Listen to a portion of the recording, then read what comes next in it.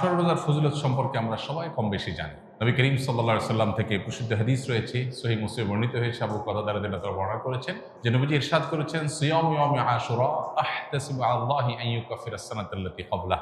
আশুরা রোজার ব্যাপারে আল্লাহর প্রতি আমার ধারণা হলো যে এর মাধ্যমে 1 বছর পূর্বের গুনাহ আল্লাহ তাআলা মাফ করে দিবেন।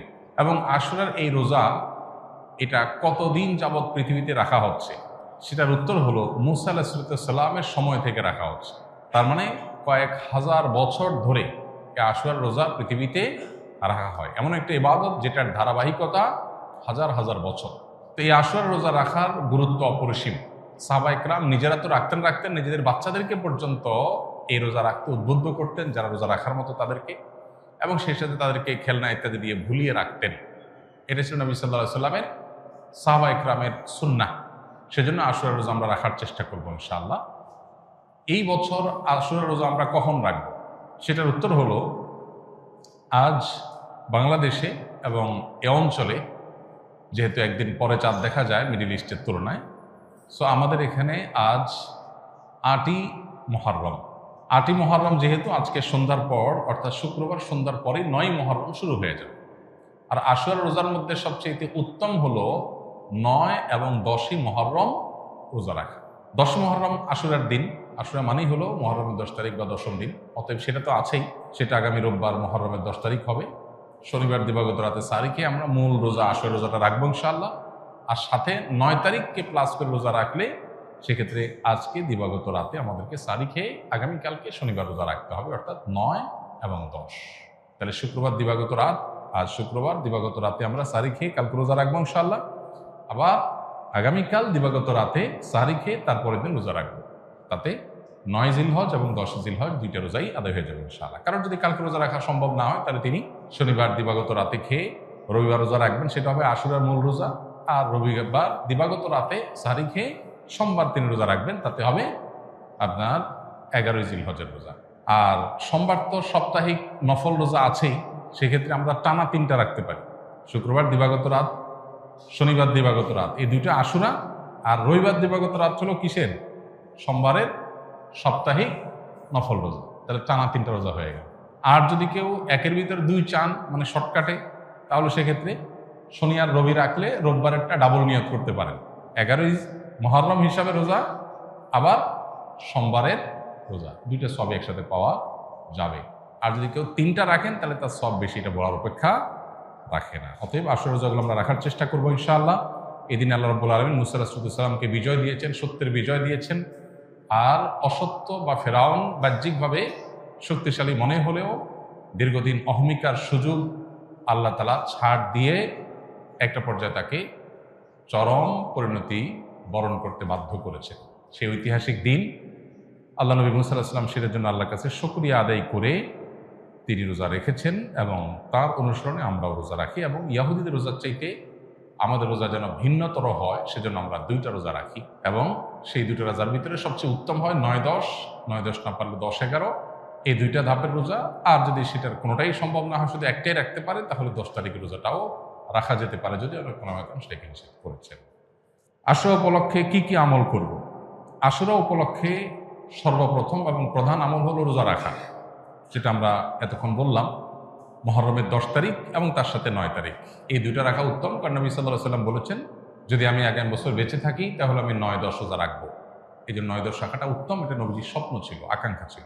আর না হলো 10-11 রোজা রাখা, এটা হলো আশুরার প্রধান আমল। দ্বিতীয়ত, আশুরার এই দিবসের শিক্ষাটা গ্রহণ করা, এটা নিয়ে খুব বেশি আলোচনা হয় না।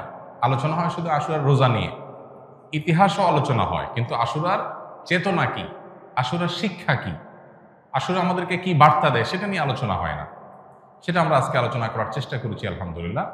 অতএব আশুরা উপলক্ষে প্রতি বছরই আমাদের এই শিক্ষাটা ধারণ করা দরকার যে সত্যের বিজয় হবেই হবে 2 দিন আগে আর 2 দিন পরে। আর অসত্য এবং বাতিল লাঞ্ছিত, অপমানিত, পরাজিত, নিমজ্জিত হবেই হবে, সেটাও 2 দিন আগে বা পরে। ফেরাউন শক্তিশালী ছিল, ফেরাউন ক্ষমতাবান ছিল, জালিম ছিল, তাই বলে তার পক্ষাবলম্বন সত্যের অনুসন্ধানে মানুষরা করেনি। মুসা আলাইহিস সালাম দুর্বল ছিলেন, তার অনুসারী বনী ইসরাঈলও দুর্বল ছিলেন, তারা শোষিত ছিলেন, আর ফেরাউন শোষণকারী ছিল। এই দুইয়ের মধ্যে আল্লাহ তাআলা চূড়ান্ত হাসি, শেষ হাসি, চূড়ান্ত বিজয় এটা দান করেছেন কাকে? মুসা আলাইহিস সালাম।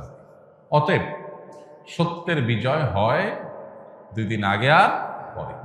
এই চেতনা, এই শিক্ষা মাথায় রেখে যদি আমরা চলি, আমরা সত্যের সাথে থাকবো, সেটা দুর্বল হলেও সত্যের সাথে থাকবো, সংখ্যায় কম হলেও। আমি শুধুমাত্র শক্তি, সামর্থ্য, দল, গ্রুপ, মতাদর্শ এগুলো দেখে, জোয়ার দেখে আমি চলবো না, আমি আদর্শের ভিত্তিতে চলবো। এই শিক্ষাটা আমাদেরকে আসলে দিয়ে থাকে। অতএব সেই শিক্ষাটা আমরা ধারণ করার চেষ্টা করব ইনশাআল্লাহ। আশুরা উপলক্ষে একটা হাদিস, যে হাদিসকে ইমাম তিরমিজি রাহিমাহুল্লাহ বিশুদ্ধ বললেও, হাসান বললেও, অন্য ইমামরা অনেকে জয়ীফ বলেছেন। সেটা হলো এই দিনে আল্লাহ তাআলা আল্লাহর বান্দাদেরকে মাফ করার ইতিহাস আছে। অতএব পরবর্তী জাতিরাও আল্লাহর কাছে তওবা করলে এই দিনে তওবা কবুল হবে, আল্লাহ তওবা করবেন, কবুল করবেন। তো সেই হাদিসের উপর ভিত্তি করে কেউ আল্লাহর কাছে এই দিন ইস্তেগফার এবং তওবাও করতে পারে, যেহেতু নফল আমল, এটা চাইলে কেউ করতে পারেন। মুহররম আসলেই মুআবিয়া রাদিয়াল্লাহু তাআলা আনহুকে নিয়ে বিভিন্ন আলোচনার জন্ম নেওয়া হয়। হযরত মুআবিয়া রাদিয়াল্লাহু তাআলা কি সাহাবী ছিলেন? মুআবিয়া রাদিয়াল্লাহু তাআলা সাহাবী ছিলেন, এটা নিয়ে তো কোনো প্রশ্ন থাকার সুযোগই নেই। আমরা সবাই জানি তিনি সাহাবী ছিলেন এবং মুআবিয়া রাদিয়াল্লাহু তাআলা আনহু আমাদের সমস্ত মুসলমানদের কাছে শ্রদ্ধার পাত্র। সাহাবীদের সমালোচনা করতে নবী সাল্লাল্লাহু আলাইহি ওয়াসাল্লাম পরিষ্কারভাবে নিষেধ করেছেন। সাহাবীদের সমালোচনা করা, তাদেরকে গালমন্দ করা, এই গালমন্দ করতে নবী সাল্লাল্লাহু আলাইহি ওয়াসাল্লাম নিষেধ করেছেন। মুআবিয়া রাদিয়াল্লাহু তাআলা আনহু সহ সাহাবা ইকরাম সম্পর্কে আমাদের ধারণা হলো, মানুষ হিসেবে তারা কেউ ভুলের ঊর্ধ্বে নন, তাদের কোনো ব্যক্তিগত ভুল থাকতে পারে। কিন্তু প্রথম কথা হলো, সাহাবীদের ব্যাপারে কোরআন সুন্নাহ যে সমস্ত মর্যাদার কথা বলেছে, সেই সমস্ত মর্যাদাগুলোর কারণে তাদেরকে আল্লাহ যদি মাফ করে দেন, আপনি আমি সমালোচনা করার কে? বদর যুদ্ধে অংশগ্রহণকারী সাহাবীদের সম্পর্কে নবী সাল্লাল্লাহু আলাইহি ওয়াসাল্লাম বলেছেন, সহিহ বুখারীতে আসছে, আমালু মা শি'তুম কাদ গাফারাল্লাহু লাকুম, তোমরা যা খুশি করতে পারো, আল্লাহ তোমাদের মাফ করে দিয়েছেন। কত বড় কথা! অতএব সাহাবীদের গালমন্দ করা, নিন্দামন্দ করা জায়েজ নাই। হোসেন রাদিয়াল্লাহু তাআলা আনহুর যে কারবালা গঠনে নির্মমভাবে সপরিবারে শাহাদাত বরণ করেছেন, সেটার সাথে মুআবিয়া রাদিয়াল্লাহু তাআলা আনহুর কোনো দায় নেই। অহেতুক অনেকে সেটাকে জড়াবার চেষ্টা করেন। হোসেন রাদিয়াল্লাহু তাআলা আনহুর শাহাদাতের সাথে ইয়াজিদের যে সম্পর্ক বা ইয়াজিদের বাহিনীর যে সম্পর্ক, সেটাকে মুআবিয়া রাদিয়াল্লাহু তাআলার উপরে দায় চাপানোটা একেবারেই অহেতুক। হ্যাঁ, মুআবিয়া রাদিয়াল্লাহু তাআলা আনহু তার ছেলেকে দায়িত্ব দিয়েছেন, দায়িত্বে রেখেছেন, এটা তার ইজতিহাদ, এটা তার ভুল, এটা তার গবেষণা, এটা ভালো হতে পারে, হয়তো বা বাস্তবে সেটা ভুল হতেও পারে, কিন্তু এটা গবেষণা। গবেষণাগত ভুলের জন্য কেউ কোনো মুস্তাহিদ সমালোচনার যোগ্য, গালমন্দ অন্তত করার উপায় বা সুযোগ থাকে না। বিধায় মুআবিয়া রাদিয়াল্লাহু তাআলাকে নিয়ে আমাদের ধারণার পরিবর্তন হওয়া উচিত। আমাদের সমাজে দেখা যায় মুহররমের 10 তারিখ আসলেই অনেক রেডিও চ্যানেলে, অনেক মিডিয়াতে মুআবিয়ার সমালোচনা করা হয়। এটা সুস্পষ্টভাবে শরিয়ার লঙ্ঘন, নবী সাল্লাল্লাহু আলাইহি ওয়াসাল্লামের হাদিসের লঙ্ঘন। একজন ইমানদার সেটা করতে পারেন না। পুত্রের কোনো কর্মকাণ্ডের জন্য গণহারে বাবাকে দায়ী করা, এটা একেবারেই অনুচিত কাজ।